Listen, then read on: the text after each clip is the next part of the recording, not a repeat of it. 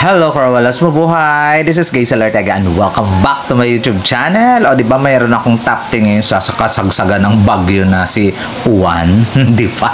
Nakakaloka. Ito na nga ang aking top 10 sa gala dinner doon sa Phuket, Thailand ng mga candidates sa Miss Universe. O diba? So, sino-sino ang mga top 10 mo? I-comment down below lang ninyo. Pero ako, ito ang aking top 10. My number 10 sa aking listahan, Ecuador.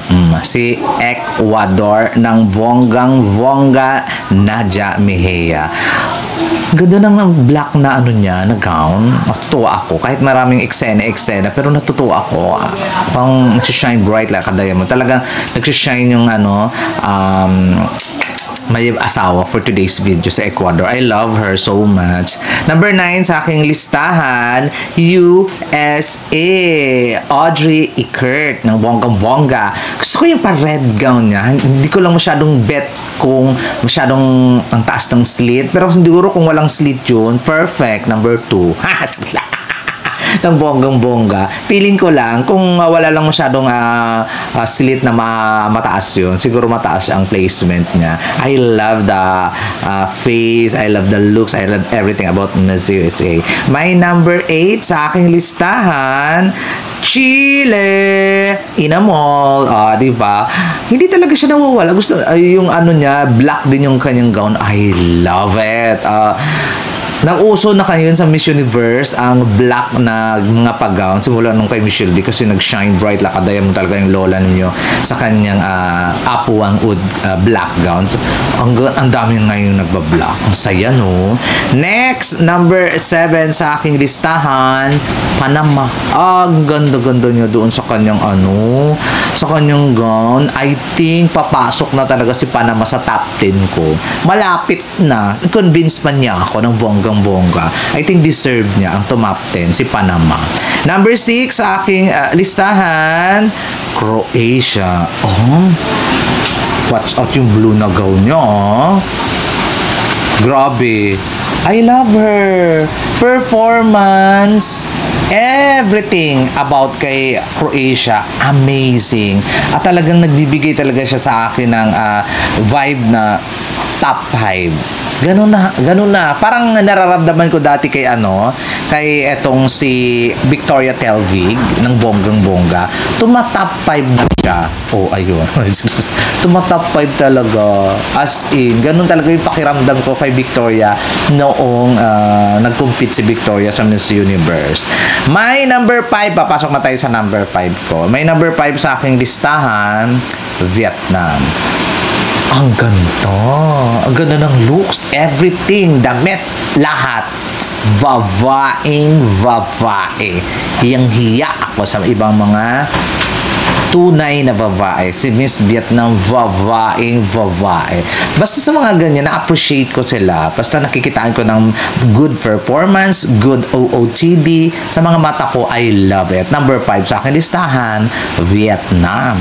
My number 4 sa aking listahan, Curaçao. Wala yun sa iba. For sure. I love the salukbong kineme. Everything about the gown and performance, amazing. Napakaganda rin ni Curaçao. Huwag kayong ano-ano kay Miss Curaçao. Pasok siya sa aking number 4. My number 3 sa aking listahan, Turks and Caicos. I love her so much. Sa eksena ni Turks and Caicos, gusto ko yung paputi na niya, eksena. Nakaka-fresh. Diba? Nakaka-winner. Nakaka-Miss Universe. My number 2 sa aking listahan, Philippines. Diba? Atisa Manalo. Ang ganda-ganda sa kanya ng black. Sobrang daring niya doon. Pero ang ganda. Lumitaw ang kanyang tunay na ganda. At grabe. Kahit pero doon ako sa punto na nasuot na ng iba. Lalong-lalo na ni Galleria. Ang gown. Sabi ko, second hand. Pero sobrang bagay kay Atisa. I love it. And my number 1 sa aking listahan, Venezuela. Grabe. Iba si Stephanie Abasali. Nakakaloka. Amazing. Galawan. Yun nga lang, yung ano niya doon, yung parang ano ba tawag doon? Tumitita yung eksena niya doon sa hair and makeup niya ha. Kasi lagi siyang nakaano. Sana iwasan niya na laging ganong hair and makeup. Kasi tumitita vibe siya. Pero yung eksena, galawan, winner, pang Miss Universe, pang gala dinner. Number 1 sa aking listahan. At kudos and shout out kay Miss Guadalupe ng bonggang-bongga. Gusto ko sana siyang ipasok, kaya lang parang mas na bongga na ako kay Miss Ecuador. Kaya number 11 na lang siya. Shout out sa'yo. Ang galing mo din. Mukhang kakabog si Guadalupe neto. Ayan po ang aking top 10 for today's Miss Universe Gala dinner nila sa Phuket last night. Kayo, comment down below lang kayo kung sino yung mga nagustuhan ninyong mga girls doon sa gala dinner. At pag-usapan natin ng bonggang-bongga. Bye!